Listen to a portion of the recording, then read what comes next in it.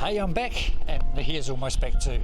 Hey, welcome to vlog number 2. Apologies for the huge delay in getting this video done. There's been a wee bit going on, but we'll get into that a bit later on. Anyway, we're going to meet my very first vlog guest. Come and have a nose. Almost midday on your feel-good Monday morning. This is Coast with Lorna, and congratulations to Tennille Muller, who's won that brand new novel from the New York Times best-selling author Taylor Jenkins Reid. It's called Carrie Soto is Back, and another chance for you to win that tomorrow on Coast Days. Meantime, my favourite part of the day, the all 80s lunch. It is just minutes away. So my very, very first guest of my vlog is Lorna Subritzky. Subritzky, that's Subritzky, right. Yep. Yes. First, how are you? Yeah, I'm doing pretty well, thank you. Yeah, I've got 4 weeks left of my chemotherapy, and according to my oncologist, I'm handling it very well, so I'll take that. Have you had many side effects? I mean, my side effects, I had radiation, I lost my taste. Yeah. And the worst thing I lost was my hair. That's the hardest thing I struggle with. The taste thing I could get over. Yeah, because my cooking's not that great. So. Yeah, no, it's been quite interesting. I mean, this is my second time round with breast cancer, and the first time it was caught really early. I didn't need chemo, I only needed radiotherapy, so I have had that before. This time round I've still got to have radiotherapy, but the chemo comes first, so it's a little bit more involved this time round. Yeah, the hair loss has been tricky. It started to grow back a little bit. See here, it's like little baby duckling. Mine came back as baby fluff as well. Very fluffy. Yeah, actually, it comes very smooth. Well, I've been told to let it grow a little bit longer and then shave it all off, and then it'll come back nicely. Baby shampoo. Yeah, that's right. So that's been kind of interesting. I wasn't expecting it to grow back until I'd finished chemo. The hair loss was one thing. I didn't mind that so much, but the eyebrows and eyelashes really difficult, because it's your features. It really takes away from it. So the time I save in the morning washing and drying my hair is now spent drawing on eyebrows and a bit of eyeliner to make it look like I've got eyelashes, which I guess guys aren't quite so. Well, we look quite gaunt and almost expressionless. You look sick, yeah. Yes. You look like as my daughter said, you look like an egg. And I was like, thank you very much. But a little boy came round to see me yesterday, and he'd seen me a few weeks back, and he'd seen me with no hair and didn't think anything of it. But then yesterday he came over, and I didn't have eyebrows and I didn't have eyelashes, and he really freaked out. And I said, "You've seen me bald before," and he goes, "No, but you look different." And I realised what it was. So yeah, it really takes away from what you look like. So that has been hard. Now, you mentioned before this is your second time dealing with cancer. How was that, finding that out? I mean, I know that you had a delay because of COVID. Yep. So things were late getting your checkup. But how did that hurt? I mean, it must hurt. You know, you just think, oh, really, again? Yeah, absolutely, really, again. It's not a recurrence. It is different. So it's a new bout, and you think lightning can't strike twice, but it has.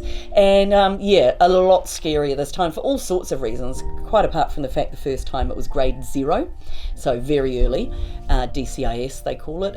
This time round grade 3, and in the lymph nodes, well, at least in one lymph node, and of course that's all you need for it to have potentially travelled around the body.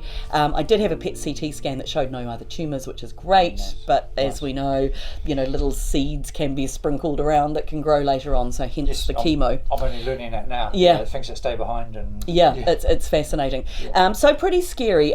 Scary too, because I've talked to a geneticist, and I will be having genetic testing very soon, because I have 3 children, 2 of whom are girls, but also she was quite interested in the fact that my brother died exactly a year ago from bowel cancer, quite swift moving bowel cancer, and she thought that as well as lightning striking twice with me, it had also struck twice in our family, despite the fact that my parents are both hale and hearty in their mid-80s. So she thinks there may be some kind of genetic thing there. So that's scary as well. You kind of think, if I've had it twice, will it keep coming back? Are the kids going to have to be... Well, yeah, I waited a little while in case they wanted to get medical insurance and that kind of thing, because it's going to be a lot more difficult for them if there is a genetic link shown. But yeah, they're kind of prepared for whatever. I guess it's one of those things where some people like to put their heads in the sand, but other people like me, I would rather know what I'm dealing with, so I can meet it head on and get into appropriate treatment or make any lifestyle changes I need to make and protect my children. Yeah. How do you keep the positiveness? I mean, for me, it was hard for people around me because I was very non-reactive. I just carried on, and people were saying, you don't look sick and you're not acting sick. Yeah. And I said, well, I'm not a defeatist person, but what advice do you give to people to keep? Yeah, I mean, in some ways, I think you're wired a certain way, and I think I'm just wired to be a very positive person. The last year, starting with my brother dying, my marriage broke up. I was in hospital for some time with something unrelated earlier this year, moving house, all those things. It's been a very, very stressful time. And I don't think without positivity, I could keep going. I think the fact too that I've got 3 kids, I've got to keep going for them, I've got to put on a brave face for them, I've got a brand new granddaughter, she's 5 months old, who lives in my house as well, so that's... I'm a granddad too. Oh, isn't it just the best? My daughter must have known I'm terrible for dates, so the grandson's born on my birthday. Oh, perfect. So I love that. Grandson. Yeah, special bond. He's an amazing kid. Yeah. Well, like I say, if I'd known grandchildren were this much fun, I would have skipped the kids and gone straight to the grandkids. So no, like that is really something for me to stay positive and, but having said all that, I'm not really faking much. I mean, I am generally pretty positive. I am generally feeling pretty well. I feel tired. Yes, I wish sometimes the kids would help a little bit more with the housework, and partly that's my own fault for being superwoman and all that kind of stuff. But apart from the tired, then I think again, well, I'm 54 and I'm going through menopause as well.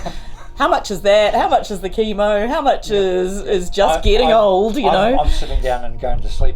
Yeah. For no reason, so don't worry. The old afternoon nap. Yeah. It gets worse. It gets worse, Terry. So I don't know how much to put down to that. And there are some other little side effects that they warn you about, but you don't necessarily think they're going to happen. Like a couple of my toenails have gone black, a little bit black, and they feel a bit bruised, and that's all part of this this journey.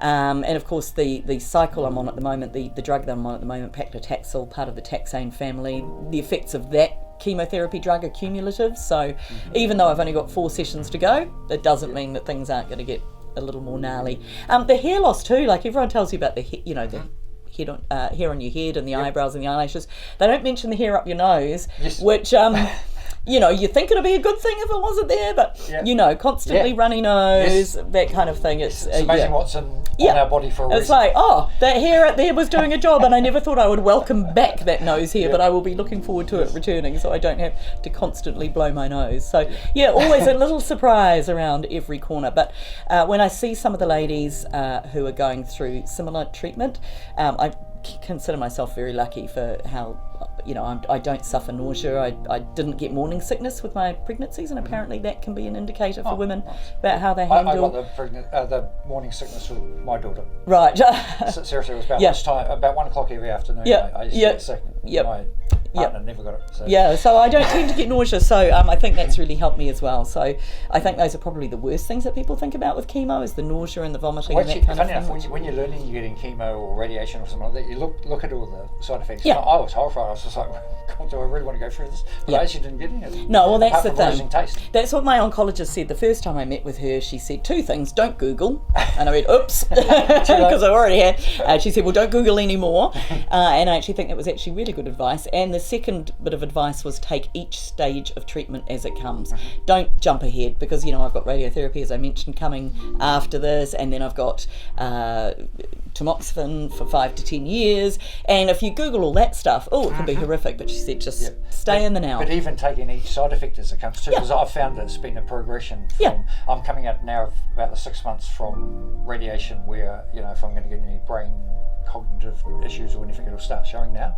And thankfully it hasn't yet, but sometimes I get up and I'm a bit wobbly and things like that. You just got to take a step and but I suppose in a way you just take it in your stride. And I also think there's a big thing to be said for celebrating the wins. Like, we could look at all the bad stuff, like, you stumbling a little bit when you wake up, whatever, those sorts of things, or you can actually kind of go, hey, there is definitely a worst case scenario out there, and we're well, for the first few months I'm sitting there waiting, going, something's Yeah. What's going to happen? Yeah, and I guess that's a little part of it too. You kind of second guess stuff like, was that, am I, just old, is that part of it? Or as I say, is that just all part of aging and, aches and pains? Because I have been a little bit achy as well.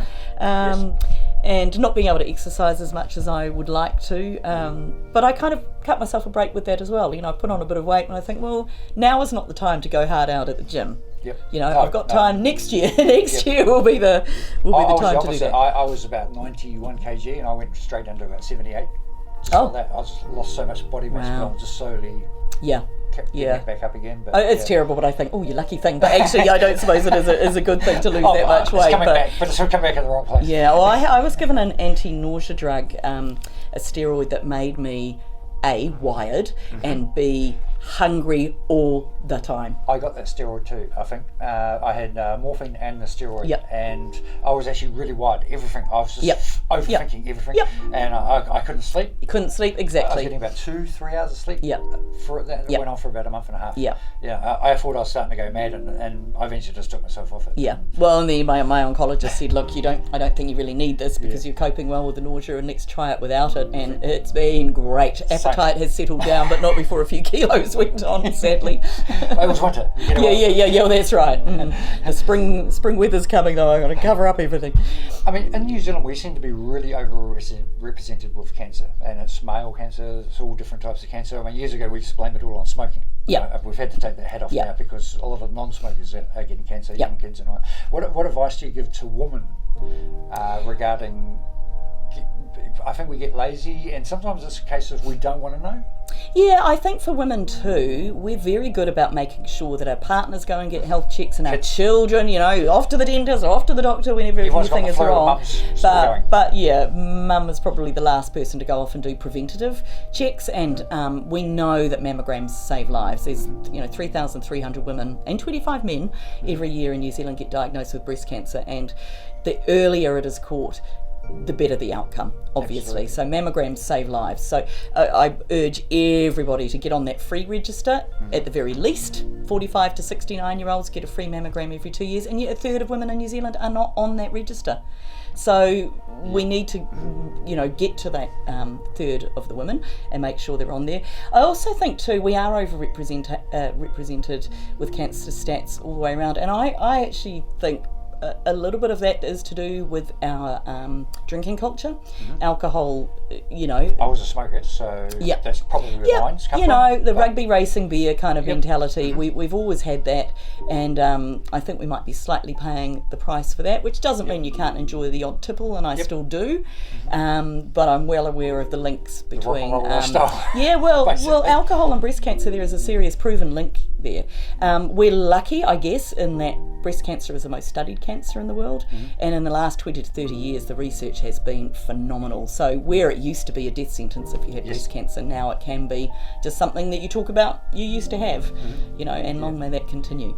How's you're an ambassador for Pink Ribbon? Yes. Does it actually help being actually going out, and it's almost like you're selling? Well, yes, I mean, I think I would be as open. I've got a platform, with the radio show and an online presence, and I'm happy to use it to help promote mammograms, particularly women getting to know their own breasts and self-checking and all that kind of stuff, and talking about it, where it used to be that sort of thing, we don't talk about boobs, whereas now I'll happily talk about it quite openly on the radio, and I think that's a really, really good thing. But yes, I've been a Pink Ribbon ambassador for over 6 years now, and it's always really humbling. I get asked to speak at events that ordinary members of the public have put together, raising funds. The Breast Cancer Foundation do amazing work, but they don't get any government funding. No. So, they need every bit of help that they can get to help women. And, they provide all sorts of things. I hadn't actually, even as an ambassador, realised everything that they do. I was the same with the Cancer Society. Cancer Society, amazing as well. We've got a Cancer Survivors Aotearoa group, and I did a donation just for the pickups, taking people to appointments. I'm thinking if you can't get to the appointment, that's something wrong. The volunteer work is amazing. They fund physiotherapy for women who've had the lymph nodes out, because you do need physio after that. They sent me a little care package when I first got diagnosed, and just little practical things that women had sewn, like a little cushion that goes on your seatbelt. So when it's across your surgery scar, it just cushions you. Amazing. Like, just out of the blue, this just turned up, and they do it for everybody. Don't go through that, you don't think of that. No, exactly. And it's a bit like that, talking to other people too, is if cancer doesn't affect you, you don't know what you don't know. But I would imagine there's not many people in New Zealand that haven't been affected by cancer in some way or another, whether it's a relative or a colleague or a friend. It's everywhere. Now, you've got a new podcast you've taken over from Tony's podcast? Yes, it's just finished. It was just for the month of October because it's Breast Cancer Awareness Month. Yes, it is still available. So there are 4 episodes. We need to talk breast cancer. So in one, put the link in. that would be great. In one, I talked to a breast surgeon about the different types of surgery and how they decide how they're going to work that. We spoke to a breast cancer nurse from the Breast Cancer Foundation, and that's brilliant. That's all about how to self-check, knowing you're normal. She takes us through the koru and the lawnmower, which are different ways of checking your breasts. I never knew. There's an Ask Me Anything episode, so people sent in questions. How did that go? Because good. I haven't had a chance to listen to that one. Yeah, most of it was about my breast cancer that's treatment. Quite scary. But I'm an oversharer, so that's fine. And then the last one I think was my favourite, where I spoke to a medical oncologist about what her job entails, how they come up with the treatment plans, because they're all individualised. I haven't met a single other person, and I've met a lot of people on the breast cancer journey. I haven't met one other person who's had exactly the same chemo regime as me, for example. So we talked about that, about the difference between chemotherapy and radiotherapy. As you say, you're learning stuff all the time, and you learn, okay, if I'm having chemotherapy, which is killing all the cells, the good cells and the bad cells in my body, why do I then need radiotherapy? So she talks us through that, but she also talked about, and it was quite moving really, about how inspired she gets by the patients that she sees. And it's nice to know, because you wonder whether we're just, another number when the oncologists see us, but they actually do get incredibly inspired, and they love what they do. And hey, who wouldn't love saving lives? I mean, we did two second opinion appointments, and one of them we actually went with all the stuff, and he just looked and he's like, my God, you guys are so prepared. Wow. And it wasn't me doing, it was my architect doing all the research, but he was just blown away, because a lot of families, they get the news and they just sort of pull themselves in, and they don't have that. Rather than going, no, I'm going to fight this, and I need all the weapons in my arsenal. Yes. Well, hey, thank you very much for your time, and hopefully we can catch up again soon, sometime. And hopefully I'll have more hair next time you see me. Yes, and me. Yeah, I'm back, and so's the hair. Again, thank you very much, and absolute best pleasure. of luck with your journey as well. Cool. Thank you. Thank you.